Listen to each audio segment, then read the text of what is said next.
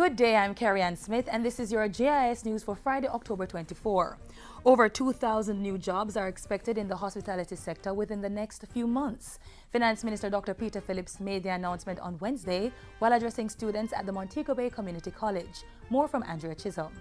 Over the course of the next few months, there is at least 2,000 plus jobs coming on stream between Negril and Trelawney in this sector, and there is more to come.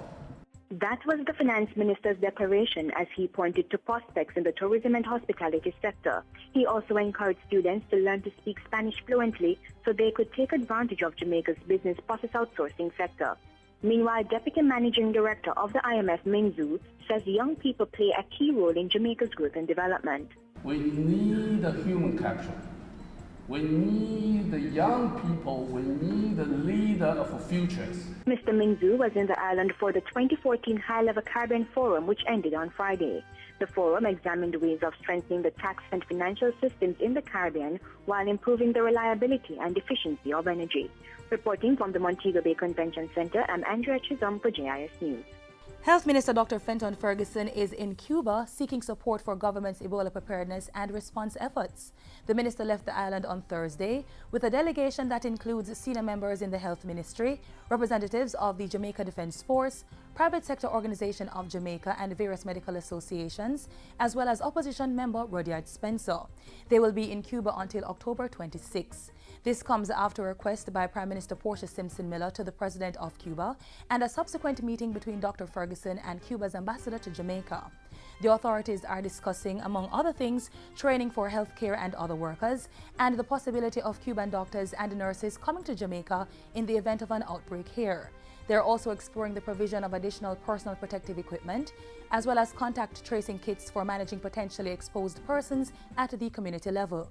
The team will also explore training methodologies and review the structure of isolation facilities for Ebola preparedness. Cuba has been actively assisting with the Ebola outbreak in West Africa through the deployment of 165 medical personnel.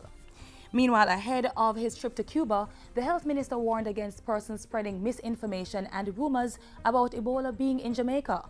Dr. Ferguson argued that the dissemination of such information was not good for government's response efforts. We cannot afford for the important information to be lost in the noise created by unsubstantiated rumors.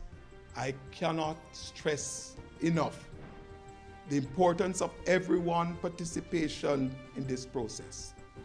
We need all hands on deck. It has to be an all of government and an all of society response. Dr. Ferguson was speaking on Tuesday as he handed over Ebola guidelines for the operations of funeral establishments and mortuaries. 7 special needs institutions catering to students with disabilities are the beneficiaries of more than 60 pieces of specialized equipment and software valued at $34 million. Funding was provided by eLearning Jamaica and the Universal Service Fund, and the items were handed over last week. They include printers that convert images and text to Braille and speaking software that converts text to speech. It is a joyful moment for persons with disabilities in Jamaica. The Ministry of Education pledges to offer specialist training for teachers in the use of technology for the needs of those who are challenged. We want to ensure that our people, all of our people in the disabled community, are properly trained and adequately employed. The 7 schools getting the equipment are the Salvation Army School for the Blind, Listomere Gilby and Danny Williams Schools for the Deaf, as well as Woodlawn, Randolph Lopez, Carberry Court and Landila Special Schools. The University of the West Indies, UA, will now be the institution to award degrees for the 18 Bachelor of Education programs offered by 8 teachers' colleges. This follows the recent signing of a heads of agreement by UA, the Ministry of Education and the 8 teachers' colleges. The initiative is the result of government's policy decision requiring all teachers to have a first degree to teach in the high school system. Recently, there have been concerns about the process of accreditation, and it seems to me that this is an important answer to that. And finally, Prime Minister Portia Simpson Miller has sent a condolence message to her counterpart, Prime Minister Stephen Harper of Canada, on the tragic shooting incident which occurred in that nation's capital and within the precincts of its parliament Wednesday. Mrs. Simpson Miller said the calculated, unprovoked attack at the seat of the Canadian government was an attack on the democratic way of life everywhere.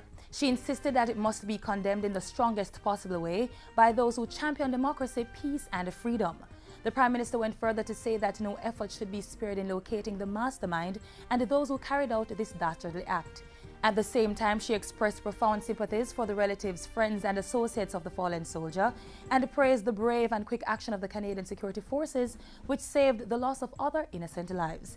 And that's it for JIS News today. I'm Carrie Ann Smith. Thanks for watching.